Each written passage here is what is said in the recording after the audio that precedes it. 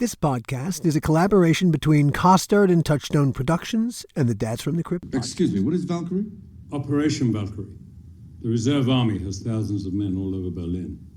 Valkyrie is Hitler's contingency plan to mobilize those men during a national emergency. The sole purpose of the order is to protect Hitler's government if he's cut off or killed. And what use is this to us? Valkyrie is designed to contain civil unrest. But what if the SS were staging a coup? State security is trying to overthrow Hitler. How would High Command respond? We would have no choice. We would declare a military state of emergency. Exactly, and initiate Valkyrie. Hitler's own reserve army, using Hitler's own plan, will have no choice but to seize power in Berlin to prevent the SS takeover. They'll think they're fighting for Hitler's government, not against it. While we quietly put a new government in place. But only if he's dead. That's what you're saying, isn't it? How else are you going to convince people the SS are trying to seize power? We have to kill Hitler.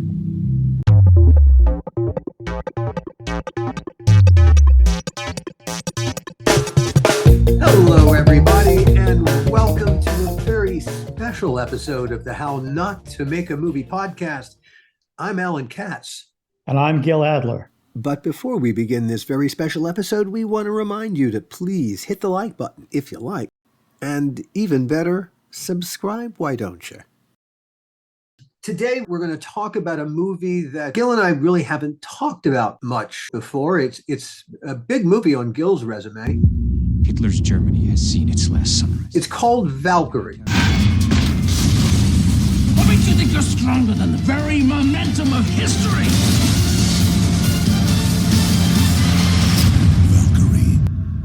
Where the project originated was with, I think, Chris McQuarrie was in Berlin doing research on another project, and he kind of happened upon the von Stauffenberg story and couldn't put it down, as it were. Is that how it went? Well, he had done some research, and he brought in Bryan, and then Bryan came to me one day and asked me, did I know the story of Claus von Stauffenberg? And I didn't. I knew nothing. Now, as to how you even got here, you were, at this point, you were doing movies for Warner Brothers. You were doing their tentpole movies. You had done, was that Starsky and Hutch? Was that one of them? Was that? Yeah, we did Starsky and Hutch. We did Constantine, and we were on Superman. All right. So you'd done Superman Returned. Superman Returned had not come out yet, had it? No, I think we were still shooting Superman Returns when Bryan first came over to me and he said, do you know anything about this story? And I said, no. And he asked me if I would look into it. And, I have, since I made the movie, I rarely talk about the making of this movie because to me, it was an extremely painful experience. And when I first finished the movie and people were asking me about talking about the making of this movie or what I did or how I did it, I found it very difficult to figure out what initially to say.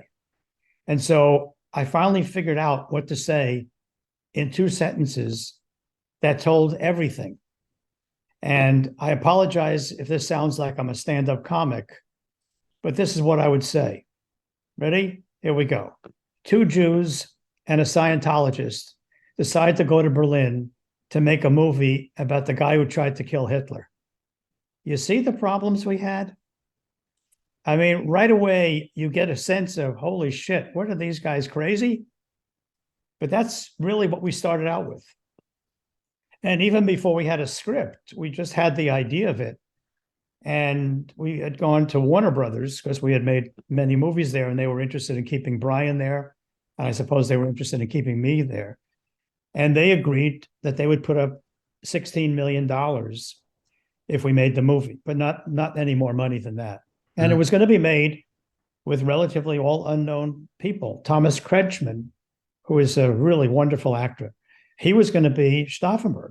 And we were proceeding in that direction. According to Gil, Nathan Alexander, Valkyrie screenwriter Chris McQuarrie's assistant, did a lot of the research for and a fair amount of the writing of the Valkyrie script. Before we even got to that point, Bryan and I were talking about, while we were making Superman, about the story and about how to tell it and making it really inexpensively. And And then when we came back, we were in the editing room, and one day Bryan calls me up and he goes, "You're not going to believe what just happened." I said, "What?" He goes, "I just got a call from Tom Cruise." I said, what does he want?" And he said, "Well, he really wants to have a conversation about the Stauffenberg story." And he said, "So I'm going to go meet him to see what he wants to talk about."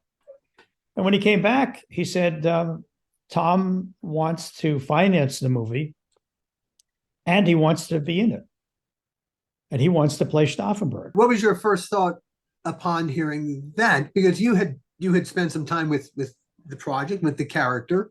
Yeah. I said, "Bryan, you understand that if Tom does the movie, it's no longer a $16 million budget. It's going to be 80, 90, $100 million budget, right? You understand that? Does he understand that?" And he said, yeah, he wasn't very concerned about that. But okay, yes, the budget was going to react to Tom Cruise's presence, but how did you feel about Tom Cruise playing that character? Well, that's the question I asked Bryan as the director of it. I said, how do you feel about it? I mean, is this going to be more effective if we have Thomas playing Stauffenberg, because the story will be more about the story? If Tom does it, it's going to be, oh, Tom is playing Stauffenberg. And how do you feel about that? And we had a number of conversations about that. And then one day I got a call from Tom, and he said, "I need to meet you. I need to talk to you." And so I went over to his office, and we sat down, and he said, "Okay, every time I talk to Bryan, he talks to me about you. Why is he talking to me about you?" And I said, "I don't know. Ask Bryan." I said, "We had a good relationship on Superman. It was a really hard movie to make. I wanted to kill him most of the time. And I almost did a couple of times, and he almost killed me once or twice. Literally, I'm talking. And, we just are both passionate guys trying to make really good movies." And that sort of gave him confidence that maybe I was the right guy to make the movie with these guys. And then we started talking about the financing of it, and United Artists came in. But still, before you went and did all this, how did you feel about him playing that character? Well, I felt a couple of things. I felt, first of all, it puts it in a different class, and it puts it in a different league, and our audience will be bigger. And I'm always interested in movies that I make that we get as big an audience as possible, because if we don't get an audience and no one sees it, what's the point of making it?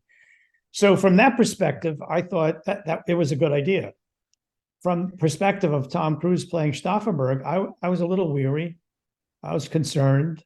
But I had a couple of more conversations with Tom, and the one thing that impressed me with what he had to say was he was as anxious as we were to tell the story as accurately as possible. He wasn't looking to take any shortcuts, or this was not a starring role for him. He really wanted to tell the story as honestly as we did. And when I say we, the writer and director and producer, that gave me great hope that this could be not only a good movie, it could be a great movie.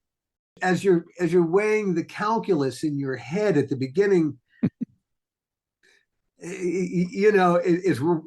at some point did you ask yourself, what might I be getting myself into here?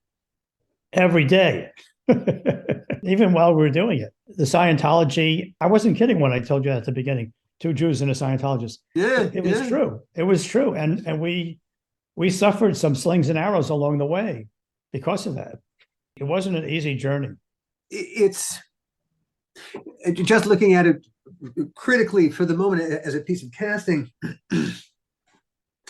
It's not a bad casting choice. Just, as we've discussed, the last thing on earth we want actors to do on camera is to act. It really is who they are is really important. And there's something conflicted inside Tom Cruise. Von Stauffenberg was extremely conflicted. He was German nobility. He was a practicing Catholic and a career army officer whose tentative support for Hitler before the war became outright resistance as the war dragged on catastrophically, and as von Stauffenberg learned what Hitler and the Reich's leadership were doing to the Jews. And Stauffenberg was a very conflicted man. I mean, don't forget, whatever we think of Stauffenberg now and whatever my personal view is of Stauffenberg now, which I'll get to in a little while, he was a Nazi and he was in Africa. And he was realizing how wrong the leadership in Germany was for the German people.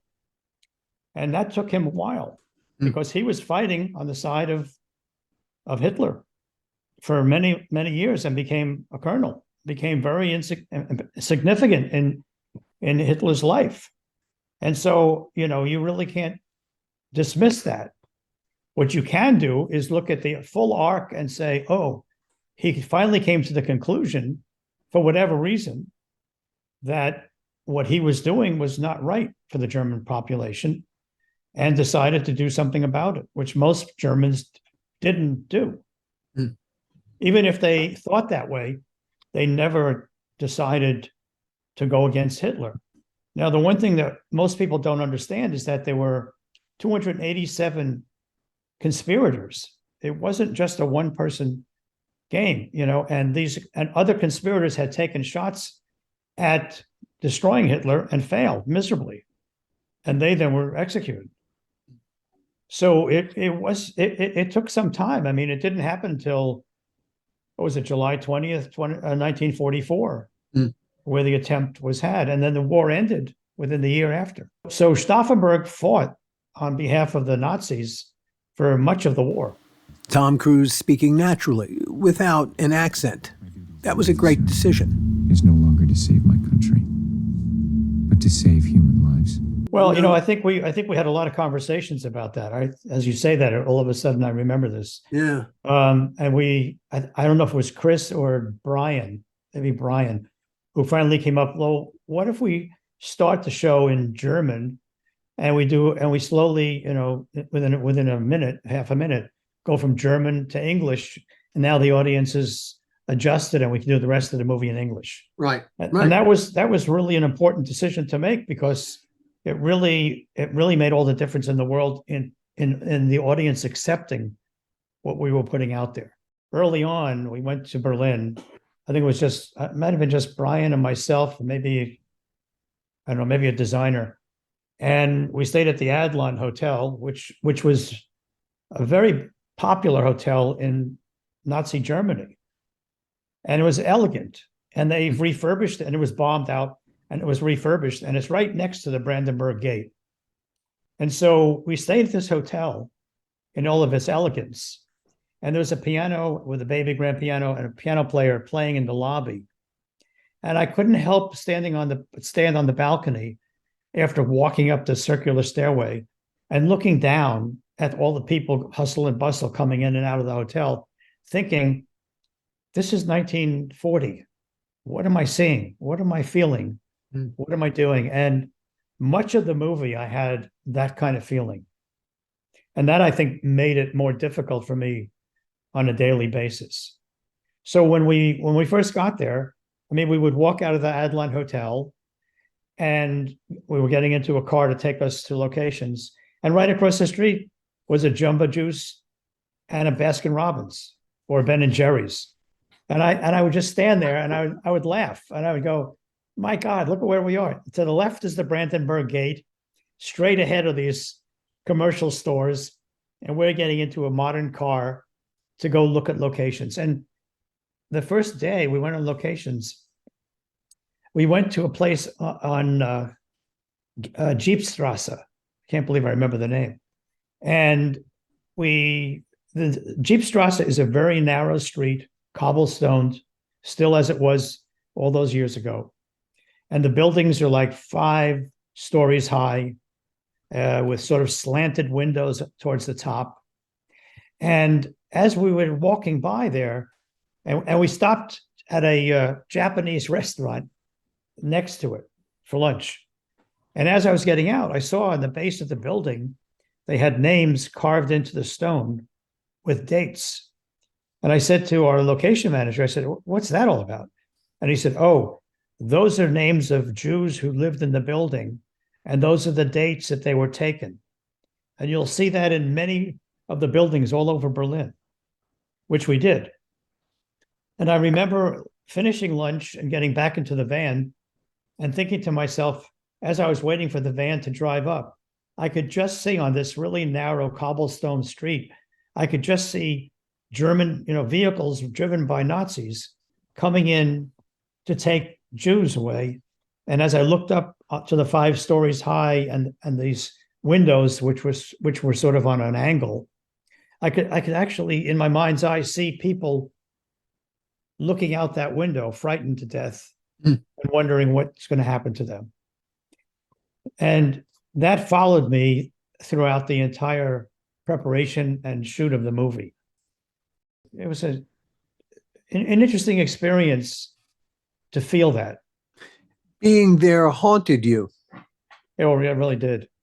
It really did. There were ghosts all over the place, and you saw them all.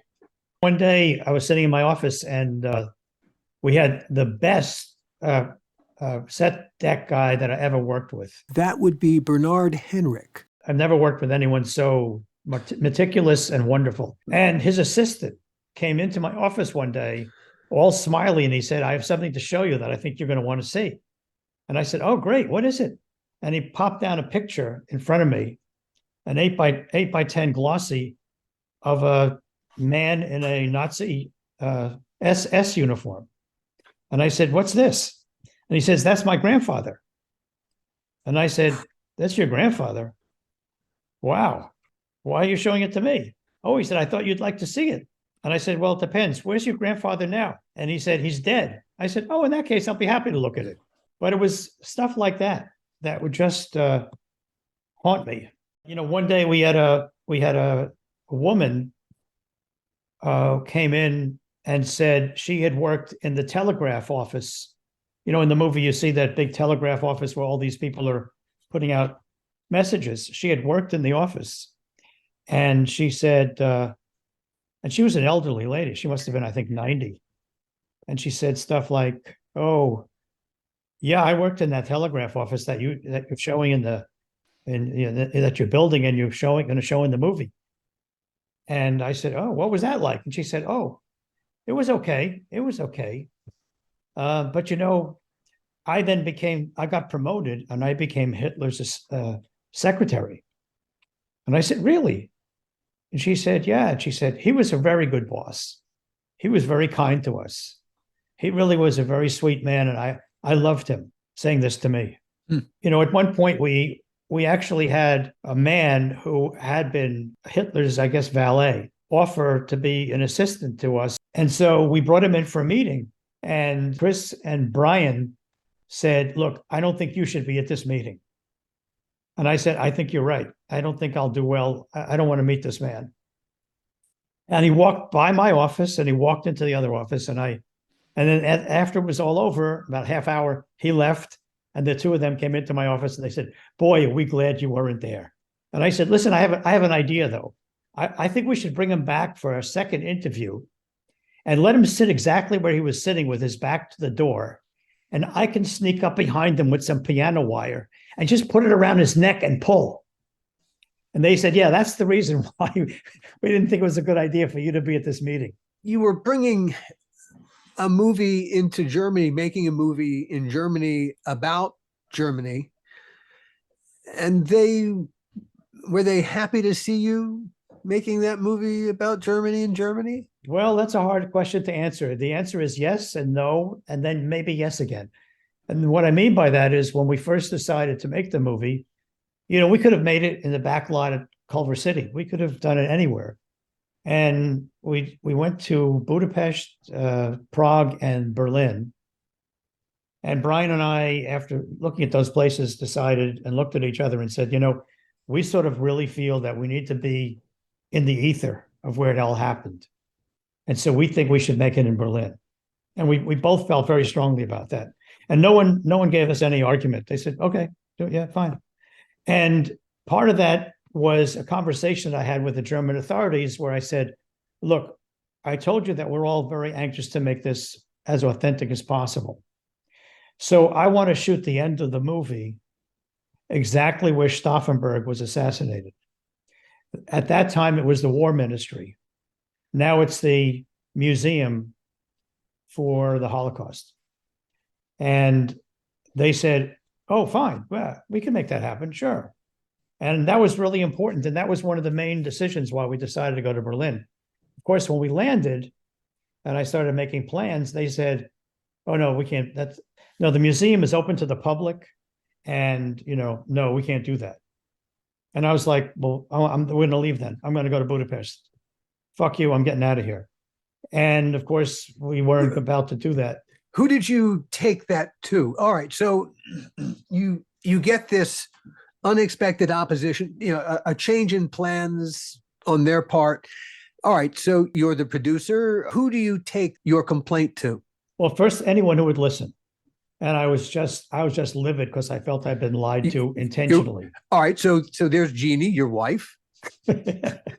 And she was a big help because otherwise I probably would have taken that piano wire on somebody else. But okay. So, this is now to take us down into the producerial trenches. Well, I go into the people from the location group and the people who originally we spoke to in the government, and they're no help. They can't do anything. Well, it's over our head. And so we realized we needed to go to the press. And luckily for us, there was a man named Franz Schirmacher, who ran a newspaper out of Frankfurt. I think it was called Fasde, which is a very conservative newspaper. And I can't remember who it was, but through some mutual people that we knew in Berlin, we actually got to Franz and we invited him up to where we were building sets. And he had lunch with us and with Tom. And it was like a 3-hour lunch. You seduced him, did you? And at the end of the conversation, at the end of lunch, he said, I think you guys know more about German history than any German. And I will, because I'm hearing such a passion to tell this authentically, I will do whatever you want me to do to help you. Because this story needs to be told as honestly as you guys want to tell it. And we thanked him and thought, well, that's the end of that. And no, he wrote an editorial, which was kind of scathing, basically saying to the government, how could you not do everything you can do to help these guys make this movie? You're out of your mind. And within days, we got a call. I think we got a call from Dr. Wilhelm, who was Angela Merkel's secretary of whatever, saying that, we would work this out. And then we went into conversations with the government and the museum. Well, the only thing we could do was we would have access to the museum at 6:00 in the evening. And then Monday morning at 9:00 in the morning, it had to be spick and span and given back to them. Now, we had a lot to do to make it look like the 40s. We had to put in bunkers. We had an awful lot of set dressing and stuff. And so those were the terms. So we did it. And we said, okay, that's what we'll do. And we worked it out. And it was like a military plan, how we're going to get in, what we're going to do, how we're going to shoot. And we did it. We got in for that weekend. We shot. I had 24-hour crews, and the crews came in when we stopped shooting at 2 or 3 in the morning and cleared it up. At 9:00 in the morning, it looked like it was back to 2005. Polaroids matched. However, and we thought we had gotten it. And then 2 days later, we were using a lab in Munich. Now this is the climactic scene where the Yes. hero dies. Yes, And shooting this scene, I imagine, was quite emotional. very emotional. Very difficult for all of us, including Tom, I think. I really think he felt what he was going through. Where did you shoot the execution scene in the chronology? Was it towards the end of the shoot, or was it? All right. So, in essence, you've all been with the character now for months and months and months, and yes, he's dead on the page, but now you're actually going to do it. There is something quite unsettling about that. Hey! Long live sacred Germany! It wasn't the last day of shooting. It was close to the end, but it wasn't the last day. And so we shot all this, gave it to the lab, moved on to another location. And then that was on Sunday. Monday morning, we gave them back the location. The lab had gotten the film on Sunday night. So Monday, they're working on it. Tuesday morning, I get a call. The lab called early today. They got to talk to you right away. I go, what do you mean? What happened? They won't say. They got to talk to you. So I get on the phone with them. And they go, listen, we're really sorry. We destroyed the film.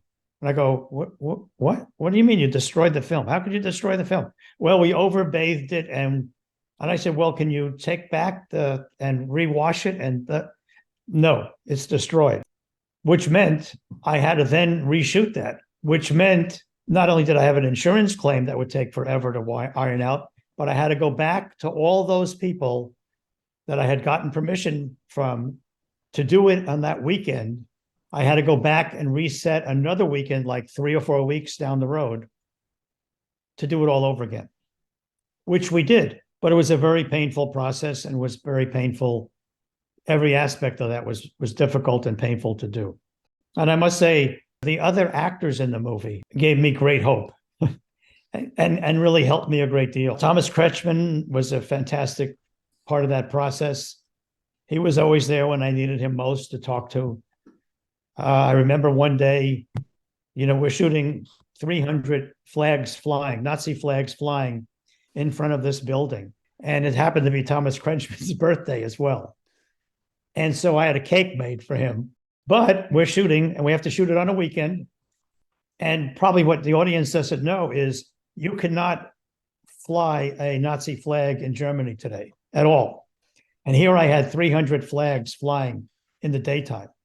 So we had to go through incredible process of how we're manufacturing these flags, who's manufacturing these flags, how we're hanging them, who's going to destroy them when they're done. And we get them up, and we're shooting on a Sunday. And I look up and I see a tour bus with a Japanese tour bus. And they're all laughing and smiling. And then as they get close to what they're seeing and they see all of our flags, all their faces drop. And they're looking like, what the hell is going on here? And so the bus stopped, and I got on the bus to explain. And I said, look, I think you guys should get off the bus and just see, it's a set. It's not happening again. Don't worry. And, they got out. They met a couple of the actors, which was kind of fun. And then they got back on the bus. And then I had my cake in the middle of all these 300 flags. When we broke for lunch, we had brought out a cake and sang happy birthday to Thomas. Tom Wilkinson, who's a wonderful actor, was so nice about understanding the difficulties we were going through. How do you mean? When you say that, what do you mean? He was very understanding when I would make changes or we would have to make changes that would affect his schedule or what we were doing. They would just take it, and they didn't argue and say, oh, I want to do this, I got to do that. I mean, Terrence Stamp came to me one day and he said, I'm not working until Monday afternoon. I'm finished by like 2:00 on Friday. I want to fly back to London for the weekend. Now, my policy, generally speaking, when I make pictures is no one flies away, because I don't know if the plane is going to come back. I don't know if the plane is going to go down. I don't know if you're going to get back on time, if at all. But he convinced me that he was going to take the flight on Sunday, not on Monday. He would be back. And when he came back Monday morning, he called me into his trailer and he said, I have something for you. He gave me a bottle of hemp oil from what he calls the stamp collection. Now, if you go online, you can go to the stamp collection even today. And he sells health food products. And he said to me, this hemp oil, this is the best thing for your heart. Take a tablespoon every day.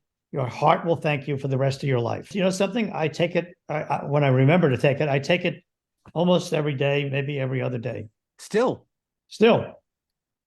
But Terrence brought that back for me, and we became buddies because of that. He was just such a delightful man. And especially since I made Superman, and he was in the original version of Superman as Zod, I just really, really loved talking to Terrence. He was such a delight. There was Kenneth Branagh. Kenneth was fantastic to work with, delightful man. And we had Eddie Izzard. And that was the second time working with Eddie, because he had done an episode of Crypt when we were in London. Right. And we had a great time with Eddie, and he remembered Crypt. They were just really good guys to work with, solid actors want to do the job, want to get it right more than anything. And so it was all about the work. It wasn't about all the peripheral stuff that a lot of times you get involved in, which was such a relief. Now, when one last concern that Germany had for Tom Cruise was the fact that he was a Scientologist, and you had to deal with that on a regular basis. You think? What I've read is that this was a constant, a fire that had to be put out on a regular basis. Yeah, it sort of went away after a while. I mean, it wasn't all that terrible. It was initially, but then again, Bryan and I, being two Jewish guys, it wasn't too easy there either. But we had things that you never would think would happen. For example, the very first day of shooting, we were on a tarmac that was actually used by Stauffenberg, and we had rented these vintage planes to be on the tarmac. And the tarmac, we had two tarmacs. One was grass and one was macadam. So on this first day of shooting, we were on the macadam tarmac. And, since we've had all this prep, I made sure, especially with the planes, we've got mechanics and we've got this and we've got that. And, we're set for every contingency imaginable, and we're going to get the shot done. And we, call time happens and everyone comes in and we're raring to go. And I get a call from the set. And they say, we can't shoot the planes today. And I go, you can't shoot the planes today. Why? Well, it's very, very hot out there. It's 105 degrees. And the macadam has melted. And the tires are rubber on the planes. So the plane is stuck to the macadam.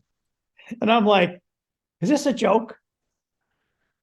And so we had to deal with that. We had to figure out how to get ice over there and get ice onto the tarmac and get the tires released and then shoot. And also, we have these planes for a very limited amount of time. They're very expensive. Stuff like that you don't even think about. How could that happen? And it happens. The guys that you're renting the plane from, they don't care. They don't care. In fact, they like that. They say, "Oh, it's more money for us," Right. And in order to get onto the tarmac, both the grass tarmac and the macadam tarmac, which is surrounded by forests, I had to make sure that there were no remnant bombs from World War II buried, but I also had to make sure that there were no current bombs or things that could hurt people that might have been put into the place before we took possession of the location. So I had to hire a company. It cost me, I think, $40,000 to sweep the area for mines and all that kind of stuff. Where was this that you in Berlin? You had to sweep an area for mines in Berlin. Yeah, because they were off the beaten path. They were sort of next to the woods, and that was the real place where it happened. Nobody goes there anymore, and no one really cares about it. But I'm going to bring people in there. I'm going to bring actors in there. I have to worry about it. Had you ever been to Germany before you made Valkyrie? Oh, yes. I went when I first got out of college. I went to Munich for a few days, and then I kept moving into Italy. So no, I had never really been there for any length of time. Did being in that country, well, obviously it brought a lot of feelings. Yeah, it did. It really did. This is an interesting kind of crazy story. I keep saying what I do for a living, I never know where it's going to take me and where it's going to bring me and who I'm going to meet and who I'm going to have to deal with. When I was making Superman, one afternoon we went to a film festival. I didn't fall asleep, almost did. And this man is speaking in German and in Hebrew and then in English.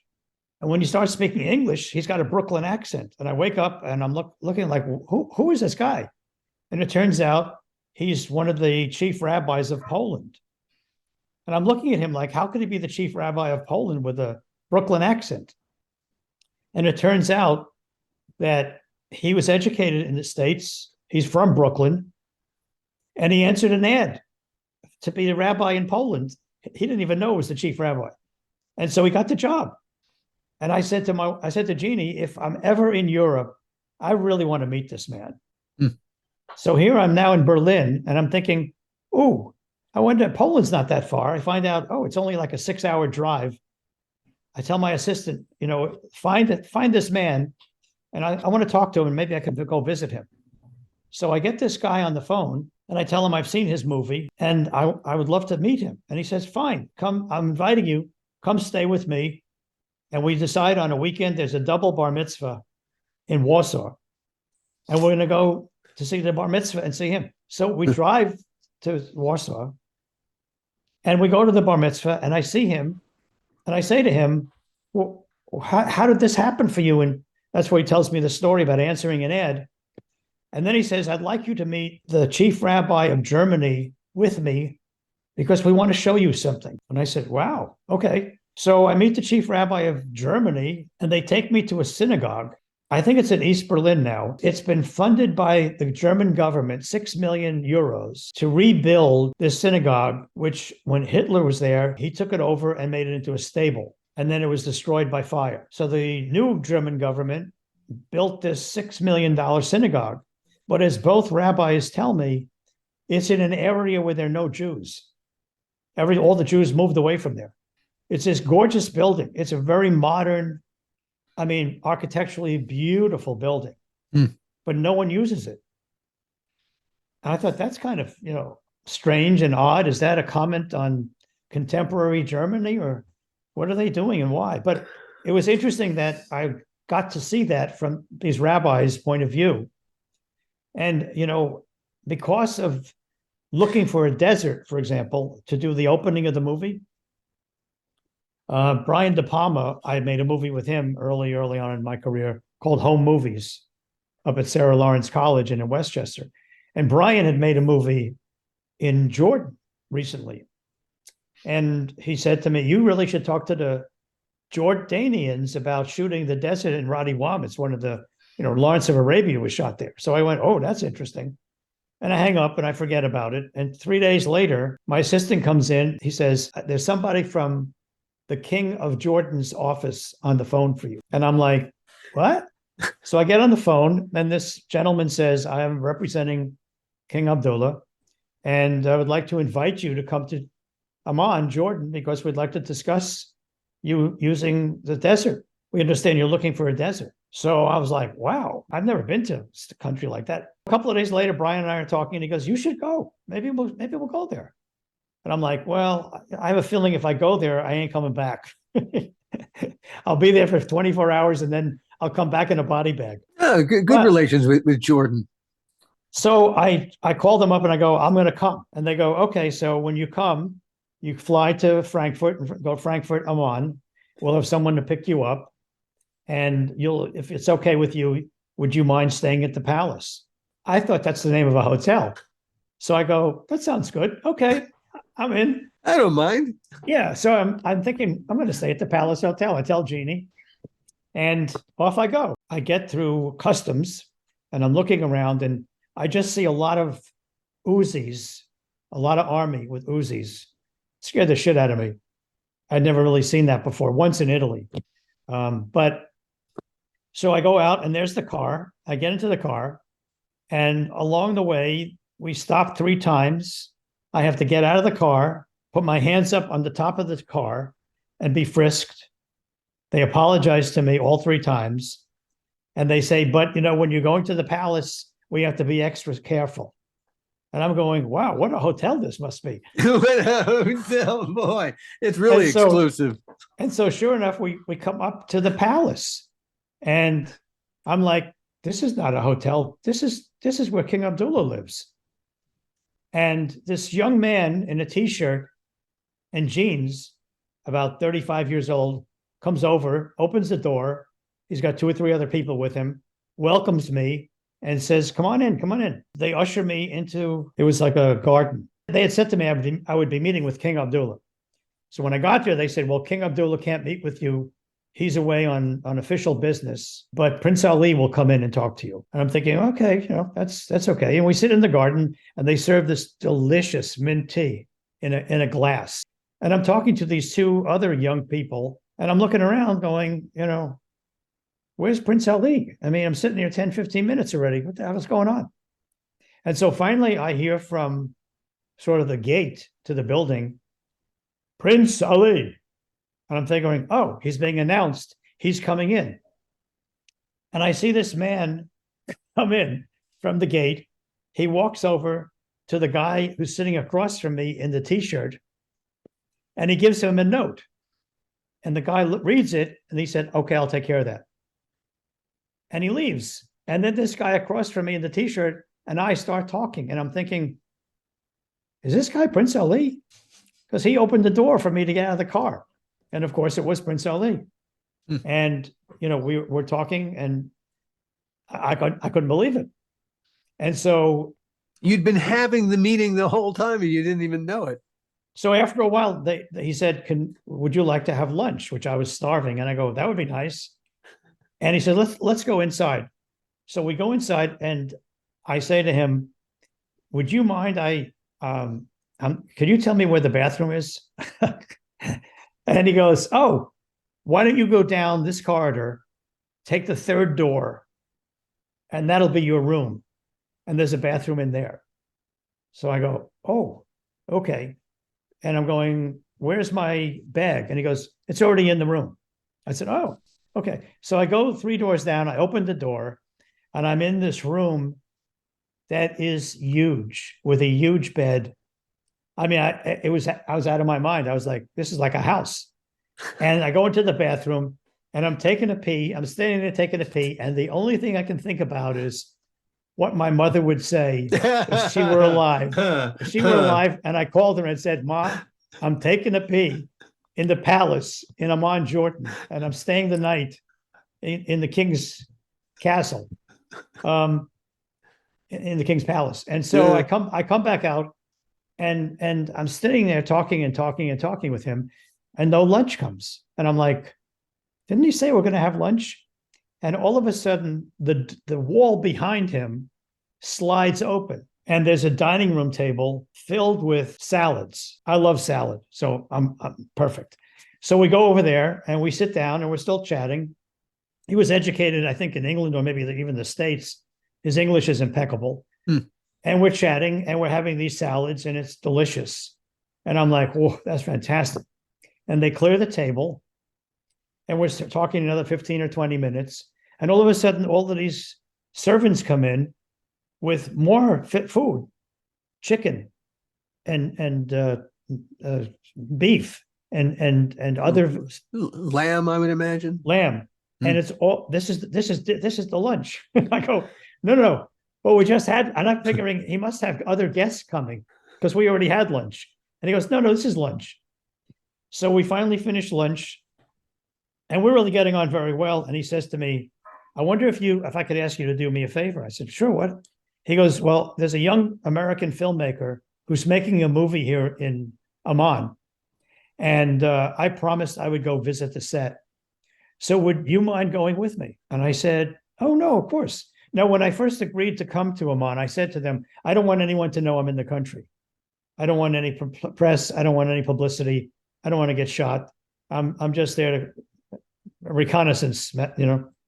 So he goes, come with me. So we get into his SUV, and like a shot, we're off. And I turn around and I see his guards jumping into cars. It's almost like a Keystone Cop. So they jump into cars to follow us because we're off and running like at 100 miles an hour. And they catch up, and we finally get to this very, very old section of Amman, and we go, and it's a very high precipice. I don't like heights. And he's marching his way to the set, and I'm following, and we're followed by guards. And so we get to the set, and there's a monitor set up for him. There's a chair next to him. I suppose that's for me, which is right behind the director's chair. And as I walk in, I hear a voice say, holy shit, is that you, Gil? Gil Adler, is that you? And it was one of our guys who had worked on Tales from the Crypt. One of the grips of the gaffers. No shit. And I said, holy shit, what are you doing here? And he goes, I'm a friend of the director's. You know, he lives in Santa Monica, but we came here to, and now the prince is looking at me like I know everybody, which, you know, and we sit down and we're shooting. And I didn't know this, but my driver, when I went back when I was leaving the next 2 days later, he told me this in the car. He said, are you aware that while you were sitting there, the still photographer was trying to get a shot of you and the director and you and Prince Ali, and that Prince Ali motioned him away and told him, go away with his hand. No, don't do that. And he did that because you had said you didn't want any publicity or anything. And I said, no, I didn't see him do that. I would have been okay with them taking a picture. And he said, no, he was very respectful of what you wanted. From there, they helicoptered down to the Southern Palace. And from there, I got into an SUV, followed by 2 SUVs, and we went into WWII, which I kept saying to the driver, do you know how to get us out of here? Because I don't really see how to get out of here. I don't see how we got in here. He goes, no, don't worry about that. So we looked at WWII. I got out. I took some pictures and stuff. And I went back and I spent the night at the Southern Palace. And while how would you compare the two? Which gets the better Yelp review? They're beautiful, both beautiful. But in the Southern Palace, I'm sitting on the veranda, and I'm saying to the guy who's sort of there to sort of make sure I'm happy. And I said, "Can I ask you a question?" And he goes, "Sure." And I go, "I don't mean this to be offensive in any way, okay?" He goes, "No, go ahead." I said, you see over there, it looks like a roadblock. It looks like a crossing." And he goes, "Yeah, it is a crossing. That's the border with Israel." I said, "That's the border with Israel? It's probably 1.5 miles away, 2 miles away." He goes, "Yeah." I said, "Well, my question is, don't you guys ever worry that, if there were a skirmish or just a difficulty with Israel, that this Southern Palace would be part of Israel?" And he laughed. And he said, "Oh no, we've been friends with Israel for 30 years. The king's father was very close friends with Israel. That would never happen." And we had another drink. And then the next day, I went back to Berlin and reported to Brian with some pictures and stuff. And then went a second time with 22 people on a private jet. And the deal was I would stay in Amman to make the deal, while Brian and the crew would go to WWII and see what I saw. And then they would sleep over down in hotels down there. And then the next day they would stop on the tarmac. I would be there, get on the plane, and we'd go back to Berlin. So it was a 24-hour deal. So we did it. I got off the plane. Prince Ali was there. I brought a gift for his son. It was like we were friends now. And we go back into the palace. He says to me, "My brother is feeling very badly that he hasn't met you. But, everything I've said and everything we agreed to, he will agree to. There will not be any problem." And I said, I wasn't even thinking that there would be. And so we're sitting down and we're chatting, and his phone rings, and I see he's looking at the phone and looking at the phone and looking at the phone. And finally he looks at me and he goes, "Would you mind terribly if I answered that phone?" I said, No, of course, go ahead. No problem. And he answers the phone. It's your country, man. You're right. Right. What the fuck you want? So the one thing I was told before I left Berlin about dealing with the king and the prince is I must remember if and when I meet the king, it's Your Royal Highness. And when I meet the prince, no, sorry, it's Your Majesty with the king. It's Your Royal Highness with the prince. Don't screw that up and don't mess it up, and make sure you do that. So I did that when I first met the prince. And now I'm back and I'm having a chat with him. And we're sort of like friendly now. And he's answering the phone. And he comes over to me and I hear this. "Yes. Yeah. No, he's with me right now." Sure, hold on. And he goes, "My brother wants to talk to you." And he hands me the phone. When he said, "My brother wants to talk to you," I didn't equate that to that's King Abdullah. So I get on his Royal Highness, no, his Majesty. Which one was that? So I go, "Hello?" Faux pas number one. And I hear a chuckle on the other end. And as I'm hearing the chuckle, I'm realizing, shit, this is the king. So I go, "Oh, no, I'm sorry. I didn't mean that. I didn't mean to say hello. I meant to say, Your Royal Highness, Your Majesty. Which one are you?" And now he's laughing. He's really laughing. He goes, "Gil, don't worry about that stuff, okay? Don't worry about that stuff. I just wanted to call to tell you that whatever my brother agrees to, I will agree to. There will not be any problems." And I said, "No, he told me that already." And he said, "I wanted you to hear that from me." but I also wanted to tell you why I'm not there to meet you. Did he tell you where I am? And I said, no. And now I'm thinking, should I know that? And he goes, I'm in Egypt. I said, oh, okay. And he goes, do you know why I'm in Egypt? And I said, I have no idea. And he goes, I'm in Egypt and I'm meeting with the Egyptians and the Palestinians and the Israelis, and we're trying to figure this situation out. And I said, I don't mean to be impudent, but could I make a suggestion? And he said, sure. And I said, what you're doing is more important than what I'm doing. So I would encourage you to stay there as long as you have to stay there. Don't get the United States involved. You got the right players right there. And I would love to hear that you came back and you guys were able to figure it out. And he said, well, that's really good advice. I thank you for it. And we're going to try to figure it out. And when he hung up, and I went back to Prince Ali, where we had another lunch. But it was so sweet. And then when I left, there was a man named Samir, who was Prince Ali's like right-hand guy. And he took me out to buy gifts for Jeannie. And they insisted on giving me, I think, 2 or 3 gifts of different things. One was one was clothing, one was a bag to bring back for Jeannie. And I was in touch with Samir for many, many years after that. And I became friends with the king and Prince Ali. And in fact, when they would come to California, which was quite often, I would get a call saying, I don't know where you are, but if you're available, are you available for dinner? And I think I met Prince Ali once. I never was there when the king was there. So we never got together. But, when you think about what you're doing for a living and you're making movies, you don't think you're going to be exposed to anything like that. And so one of the things that happened in making the movie for me was we finished making the movie.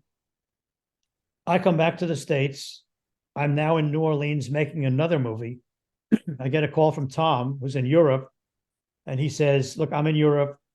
The Tom, you mean Tom Cruise? Yeah. And he says, I can't make it, so maybe you can make it. The government wants to do a screening for the military. There'll be 1,000 soldiers, men and women. They'll screen the movie. You'll do a Q&A, and then they'll have a red carpet reception. So I go, I can't do that. I'm shooting a movie in New Orleans. And I go, let me think about it. And I hang up. And I go into the other room and I tell Jeannie. And Jeannie goes, so what did you tell them? And I said, well, Jeannie, we're making a movie in New Orleans. How? And she goes, wait a minute. Did I hear you right? So like within 3 minutes, I'm back on the phone saying, I'll do it. We fly up to DC. They put us up in a hotel like a mile from the White House.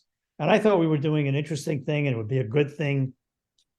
And we went to this screening and I did a Q&A. And at the end of the Q&A, I said, before we break. What was the reception of the film? The audience enjoyed the movie? They enjoyed the movie and they had many, many questions, a lot of questions, which was great. But they didn't ask me one question that I thought would be one of the first questions they asked me. And at the end, I said, guys, I'm really surprised. You guys are all military and men and women. And there's one question you didn't ask me, which I would have bet that was been the first question. They said, what? What is the question you thought? And I said, well, I have one of the biggest stars in the world. I'm a Jew. The director's a Jew. I would have thought you would have said, what did you do for security? And they all went, I had this mumbling and rumbling, and they go, well, what'd you do? What did you do? And I said, well, what did you think I did? And they said, you brought guys from the US. And I said, no, with all due respect, you guys, I don't think security is one of the things that we do the best. And I needed the best. So they said, well, you got Germans. And I said, no, I don't think, if you know me, I don't think I would have trusted them to be secure for us. They fucked up Munich too. So they said, well, what did you do? And I said, I went to the only place I could do. I went to Mossad. And they said, Israel. I said, yeah. Who are the best guys in the world that do this stuff? Who went into Uganda? And they said, well, how do you do that? Do you just call up Mossad? And I said, no, there's a guy, that I know and I met and got to him and met from him. We got to Mossad, and these are guys who were retired, but So, young. Okay, so all right, so you have a connection to the Mossad. Now you had security concerns in Germany. What were your security concerns in Germany? Had you received actual threats? Well, in my mind, I had. You know, I would get in the car in the morning, and they'd always have the paper, local American, English paper. Well, one day I get into the car, and it says that Al Qaeda is in Berlin, and they're planning on blowing up a huge American installation. In my mind, I'm running a huge American installation. Yeah. And so I immediately get on the phone, and I call my guys. And they're laughing at me, and they're going, "We're ahead of you. We're ahead of you already." And one of my first calls was we were going to this other tarmac to shoot another group of planes. And I said, "Look, we're going to be there tomorrow. We haven't been there in a month. I need somebody out there like at 3:00 in the morning with metal detectors to make sure there's no bombs. And I want dogs sniffing. I don't want anyone on the property until you tell us it's all clear." And they said, "Gil, don't worry about it. We're ahead of you. It's all planned. You're going to get there at 7:00 in the morning. No problem." And of course, I don't believe anybody. So I'm yelling at them, "Don't tell me it's no problem. Just," and so sure, I got there the next day, and they had cleared it, and they had done all that work. But I'm thinking from this newspaper article, oh my God, they're after me. And so I was paranoid the whole time that something or somebody was going to try to hurt us. We had great security. So I go to this is in part of telling you have no idea where work leads you to. So I go to this screening, I go to the Q&A, had a lot of fun. I go to the red carpet reception, and that red carpet reception changed my life. It really changed my life and my wife's, because we met guys and gals who had no arms, no legs, no this, no that. And everyone was dressed to the nines in their military. And many of them, if they had all their limbs, you would talk to them and you would feel like you were looking through their eyes out the back of their head, that they just were vacant. And we went back to the hotel, and the two of us cried all night. I mean, it was really very difficult to take. And the next morning I was having breakfast. They had set up with a bunch of senators, I think it was 6 or 8 or 10 senators. And so I went to breakfast, and all they wanted to do was talk about the movie and the making of the movie. And all I wanted to do was talk about what is happening with these guys, who's helping them, how are we getting, and it got very ugly because they didn't want to answer me. They basically said, "You're a filmmaker, stick to what you know. You don't know anything, leave us alone." And so Really? I got very pissed off. I told them, "Go fuck yourself." And I stormed out of there. Jeannie came after me saying, "You need to go back and apologize." And I said, "I will never apologize. I can't." And from that moment on, we got involved with veterans. And I got a call one day from Debbie Reynolds out of the blue. And she says to me, "Hi, this is Debbie Reynolds. Is this Gil Adler?" And I said, "Who?" And she says, "Debbie Reynolds. I don't know if you know who I am." And I said, "Debbie Reynolds, the actress?" And she says, "Yes." I said, "Were you in Singing in the Rain? That's Debbie Reynolds?" And she says, and she laughs, and she says, "Yes." And I said, "Hi, what do you want from me?" She said, "Well, I have this Thalian ball that we run every year," which I knew. I'd been to it a few times earlier on in my career. And they raise money for various charities. And it's a black tie event at a very fancy hotel in LA. And they've got wonderful entertainment. She said, "Well, this year we want to raise money for veterans. And I'm told that you're the guy to talk to because of what you're feeling." And I said, "Well, what would you want me to do?" And she said, "Produce the event." And I said, "Okay, well, let me ask you 2 questions. And if the answers to these 2 questions are no, then I'm very much the wrong guy." And the 2 questions are as follows. Do you charge any administration for the Thalians off of the money that's raised? And there was this pause, and she said, I think I better tell you the answer that you want to hear, which is what we will do. And the answer is no, we will take nothing. We usually do, but we will take nothing. I said, okay. And my second question is, how long will it take from the event and the collection of the money until the money is distributed to whomever we decide will get the money? And she said, and it was quiet on her side. And she said, how long are you thinking? And I said, no more than 60 days. And she said, we can do that. And so I found myself producing this event. And what we did was we produced an event at the Playboy Mansion. We honored Hefner. I'm friends with a couple of guys from Guns N' Roses. They said, absolutely, we're there.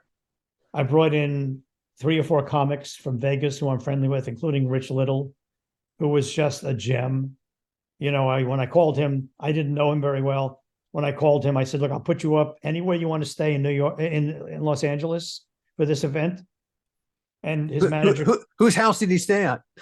Well, at my house. Because, yeah, you can stay anywhere and end up staying at your house. Well, he said to me, his agent called the next day and she said, where are you staying? And I said, I live in LA. And she said, I know, where are you staying? And I said, well, I'm going to stay home. And she said, how big is your home? And I said, well, I have a couple of guest rooms. And she said, hey, that's where he wants to stay. He doesn't want any money to be spent on him. And so Rich Little came down, stayed in our house. You have a house guest. Stayed in our house. And the next morning, when I went to the sound check for the event, which was on that Saturday night, about 11 o'clock in the morning, Jeannie calls me and she goes, where are you? I thought you said you're only going to be there an hour for the sound check. I said, well, we got some problems I got to deal with. I said, why? She said, well, Rich is making breakfast and wants to know when you're coming back. And I got back about an hour later and he yelled at me because the eggs were going to get cold and he made breakfast for us. That's the kind of guy Rich Little is. Rich Little did, more time than I thought. He was hilarious. And he really went out of his way to help us raise the money for the veterans. We raised $1 million that night for a group called Operation MEND, MEND, at UCLA. And they supply mental health and plastic surgery for veterans. And then from that, I sort of lost interest in producing. I thought, my God, this is a much bigger thing. This is a bigger problem. And so I spent the next 5 years of my life out of the industry and just trying to figure out how to raise more money for veterans. Yeah. So you never really understand, where these things will take you. You think you're a producer and you think you want to make entertainment. And all of a sudden you don't want to make entertainment because there's something that's bigger and more passionate you feel about. It was a bigger, more important story than any movie script that you were. Totally. And the thing that kept me going in Germany, because every weekend I would say to Jeannie, I want to get on a plane, I want to get out of here, let the lawyers figure it out. And she would come to me with a double scotch, and I would have a scotch, I would pass out. And I wake up the next day and she'd send me off. The car's waiting downstairs. You got to go. And she would send me off. And so the only respite I had was on the weekends where I would basically just collapse and I was exhausted. But she would say, you got to get out. You got to get fresh air. And we got to get some good food in you. And so we would walk to this marketplace.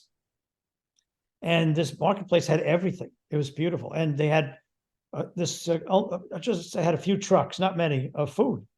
And there was one guy selling falafels. And so we got online and we got to the front of the line. And this man was an Arab, Faisal, spoke only Arabic and German. I don't even speak Hebrew. And so I spoke only English and a smattering of French. And as the weekends progressed, we would come every weekend. He would make our falafel. And then we realized when we would get there, he and I would start talking and the line would just wait. And the line would get involved in the conversation we would have because they would be so perplexed. Like, how are these two guys talking? They don't even know what they're talking about. But we talk with our hands and we talk with, facial expressions. And we became really good friends. And we would come there and he would say, oh, while you're waiting for falafel here, I've made you a special mint tea. which would be delicious. And Chris said he would sell that. So he would say, no, I made it. You ordered it earlier. Here's your mint tea. And one of the things I looked forward to most was seeing Faisal on the weekend. And the last time we saw him was the week before we left Berlin. And we went there and I told him this was it. And we hugged, and it was a tough moment. But one of the nice things about making movies for a living, as you said, it presents you doors you would never be presented with otherwise, and it puts you into contact with people you'd have never met otherwise. And exposes you to things you've never heard of, thought of. I mean, had you said to me 5 years before that, you know, you're going to raise money for veterans, I would have said to you, you're out of your mind, because I don't know anything about veterans. I'm not a veteran. Everybody used to always say, oh, when did you serve? I'm not a veteran. I have flat feet and I have a heart murmur, and they didn't want me. And so I never served. But all of a sudden I felt this passion about something's got to be done for these people. They're suffering. There are many ways to serve. Many ways to serve. Yeah. So long as you serve, that's all that matters. Absolutely. And in fact, maybe we should mention what we're doing an event. As a matter of fact, yeah. We're raising money for veterans. There's a group in Tennessee, and they give money to veterans if they can't make the rent, if they can't make the car payment, if they can't pay the phone bill, they can't pay for food. It's an immediacy, unlike what I've done in the past where we raised money for mental health and for plastic surgery. This is an immediacy. They don't have the money to get through to the next day. Yeah. And so we're doing this event in December. We'll talk more about it next week, and the week after we'll have more specific dates. I think we talked about the 16th of December. Yep, 16th of and December. We invite everyone to come and join us and make the contribution as best you can, whatever you can. I think we're suggesting no less than $15, but if you can't afford $15, we'll take whatever you can. Ever a dollar, it will go literally right to the veterans. And the way that Gil asked those questions before of Debbie Reynolds, it's the same deal here. The goal is every dollar goes into their hands and helps them and nobody else. So please participate with us and come back and hear what we have to say. It'll be a great conversation because we're talking with some wonderful filmmakers about horror. We are. And we're talking about the A-list of filmmakers and why they do horror and what it means to them and why they got involved and how they got involved. And there's an opportunity for you to ask us all questions. Indeed. Joy and Jolts is what we're probably going to call it. But we'll talk about that in greater detail in the weeks and episodes ahead. So doing this movie totally, it changed your life in so many ways. In essence, you produced a movie for that Brandon was in the one in New Orleans after this, but really your taste for it vanished up until recently. Yeah, it really did. I would say to Jeannie, you know, I don't know what's wrong with me. I don't have the mojo. I don't have the passion. There's nothing driving me. And what's driving me is I got to get more money for the veterans. I got to figure out a way to get more money. Did anything about the experience of making Valkyrie contribute to that? Oh, everything about making Valkyrie contributed to that. Everything. But but what was really the button on it was going to that event in Washington, D.C. I didn't have any clue how huge the problem was. Because here I was looking at 1,000 men and women in Washington, D.C. But then I went back and I thought, my God, if there are 1,000 people in D.C., there are more than that in D.C. How many are in New York or Chicago or Washington or Washington State or L.A. or on and on and on? And I felt a little overwhelmed by the whole thing initially. And then I just said, no, I just have to do it one step at a time. If I can raise $1, that's $1 more. I can't solve the problem myself. But if I can just participate in making other people aware and getting more people involved and raising more money, that's what I want to do. And that's what I did for 5 years. I still think about it quite often, you know, on the anniversary. I mean, I went to Stauffenberg's house, and it's now 3 condos. But I went to the house in Potsdam because all the Jews lived in Potsdam, and then when Hitler came to power, he got rid of all of them, and all the generals were living there. And so I went to his house, and I put my hand on the gates, and I just squeezed the gates, and I could feel something. Now, maybe it's my craziness, my mentalness, but I could feel something. I could feel him there. I could feel what he thought, and it just made a big difference to me. And the only other story I'll tell you is when we had these problems getting permission, and Schirmacher, Franz Schirmacher, got us permission and wrote that article. He set up a meeting one night at his house, and we went there, and I was very rude to Dr. Wilhelm, and I left because I was very upset that they had taken away a right that they had given us. And he was there to give us the right back. But before that, I was with Franz Schirmacher in the backyard, and he lived on a body of water. Just his backyard ended, and there was like a lake. And he said, "You see to the right, to the left, you see that little island? That's where not Goering, Goebbels. Goebbels. That's where Goebbels, because he was head of publicity. That's where his girlfriend stayed, and you could see the boat coming and going. He was the propaganda minister. Yeah, you could see his boat coming and going from there during the war from this vantage point. And you see that building over there? That's where the Potsdam Accord was made, where they divvied up how Germany was going to be after the war. Stalin, Churchill, and Roosevelt. Yeah. And I said to him, "Can I ask you a question that you may not want to answer? You're living in a lovely house. I see the house to the right is beautiful, but the house to the left is a mess. It's all disheveled, and it's a mess. It's just, they should tear it down." He looked at me and he said, "Well, that house was lived in by the Kapinski brothers, who had the Kapinski hotels in Europe, and they lived in the basement and under the basement during the war. One of them was captured and killed, and the other one survived. But," he said, the government of Germany won't let anybody take possession of that house until they find someone related to the Kapinskis to allow that to happen." And all the Kapinskis were killed.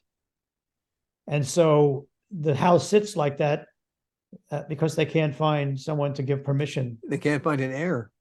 Can't find an heir that would give permission. And that was 2005, and it sits there today, I believe. So when you hear stories like that and you see things like that, and you're right there, and it's right in front of your face, it really has an effect on you. While you were there, did you go to any of the death camps? No, I couldn't. I had been to Dachau 20 years earlier, and I had a rough time being there. And I really wanted to go when I was in Poland, when I was in Warsaw. I really wanted to go, and I couldn't do it. I couldn't do it. I just said I won't be able to go back to work. And so no, we didn't go to any camps. The movie, at the end of the day, It did well. Yeah. It did well. Yeah. Did it do what they wanted it to do? I don't know, because I never know what they want it to do. They want every movie to be $500 million, $1 billion. But it was a respectable movie. People from all walks of life have come to me when I speak at universities or I speak at festivals or wherever to say it's one of their favorite movies, or they really, really like the way it was told so honestly. For a lot of the critics, it all came down to Tom Cruise. It was a lot of them obsessed on that and whether that was a good choice or not. Yeah, and I didn't care about that. I cared about the story. I cared about I cared about what I always care about, the emotionality of the telling of the story. And did we accomplish that? It's a well-made movie. I think we did. Thanks for saying that. It is. It does exactly. It's a story that needs to be told about some very courageous people. Yeah, could they have been more courageous more quickly? Of course. Yeah. But we're living through some strange times, and we are getting, which is why I think talking about this movie today is incredibly timely. Where we are revisiting similar impulses by some people, and watching some people produce courage and some people show up with none. It's remarkable how history keeps repeating itself. And day to day, things would change. Day to day, I was confronted with problems and issues that some were crazy insurmountable, some were easily fixed. And one day, we had selected this house in Potsdam to be the house which we would use for the conspirators to meet. It was a craftsman house, which it was a craftsman house originally. We wanted it to be as authentic as possible. We had like 10 houses to choose from. We chose this one house, and we're shooting there. Tom's there, and I had my Mossad guys at the doors and guards, and somebody comes over to me and they said, there's a woman in the front gate. She's very elderly. She's with what looks like her granddaughter, probably a woman in her 20s, and she's banging with her umbrella on the gate. She needs to speak to the man in charge. And I said, about what? And she said, they won't say. And I said, well, does she look dangerous? I mean, does she look like she's carrying a bomb or something? And he said, no, she must be in her 80s, maybe older. And I said, okay, well, why don't you go with me and let's see what this is about. And I went out to the gate, and I could see she was sweaty. It was a very hot day, and she was uncomfortable. And I said, she was very agitated. And I said, calm down. Why don't you come inside and sit in the shade and talk? And she said, why are you in this house? How did you know to be in this house? Where did you get to? And I said, just come inside. And we sat down. She sat on a chair, and I sat on the couch. And I usually sit on the couch. I always do this with my back to the side of the couch, to the arm, and my legs sort of 3/4 out. And I sat down like that, and she got all agitated again. She said, why are you sitting like that? What? Who told you to sit like that? How did you know how to sit like that? And I said, could you ask and it was her grandmother, to just relax and speak slowly, and you could tell me what she's asking and what she wants? And the woman said to me the following, which drove me crazy. She said, this was my house, and this was where the perpetrators met. My husband was one of the leaders. And she goes over, we're in the living room, and in between the living room and the kitchen, there's this huge, heavy glass, like a light blue door. I didn't even know they were doors. I just thought it was glass. And she goes over and she starts pulling on the door. And I go, please tell her to stop doing that. I don't want to. And she goes, no, it's a door. And she opens it, goes into the kitchen. And she said, Papa told us he was going to be in this other room, and he closed the glass doors, and he told us not to make a sound and stay in the kitchen and don't listen. And I'm now getting goosebumps. And then she gets up and she goes over to these craftsman-like stairs, like a circular wooden, dark wood staircase. And she goes like 4 or 5 steps up. Now we're shooting upstairs. I'm going, no, don't go upstairs. Don't go upstairs. And she takes her umbrella and she hits a metal plaque, not a plaque, a metal covering, like for a radiator. And she smacks it. And she says to the daughter and the granddaughter says to me, that's where we hid the bombs. That's where they were, behind there. And I'm like, could this be real? History walked in the door. So I go over to Tom and I go, Tom, I tell him what's going on. I go, and then she says to me, any chance I can meet the star? Finally, there's some quid pro quo. Yeah, and I said, maybe. And I went over to Tom and I told him, and he said, is she real? I said, I think she is. I really do think she is. She's an elderly. Why would she say this story? So he went over and he spoke to her and she was all excited. But how's that that's the house we were in. It was the real house that actually happened in. And the woman who lived there during the time came to Tell us that. to authenticate. Yeah, and to meet Tom Cruise. At the end. See, at the end of the day, it's always about Tom Cruise in that movie. And you are going to continue to do and we're continuing doing it, but then I reconnected with you and the spark just came back about doing what we're doing. There's a movie line. Every time I try to get out, they drag me back in. It's from The Godfather. Something like that. Yeah, I sucked you right back in. It's all my fucking fault. That's it. I guess in a way, as Bordello of Blood did, this changed direction yet again. Yeah. And I think about both of those movies today quite often. I really do. And how they changed my life, and what if I did it over? How could I do it differently? What would I do? How would that be? But something, it doesn't really matter because you can't. And that's a podcast for another day. And for another day, we'll have it. And on that note, thank you, everybody. We'll catch you next time. The How Not to Make a Movie podcast is executive produced by me, Alan Katz, by Gil Adler, and by Jason Stein. Our artwork was done by the amazing Jody Webster, and Jason Jody, along with Mando, are all the hosts of the fun and informative Dads from the Crypt podcast. Follow them for what my old pal the Crypt Keeper would have called terrific crypt content.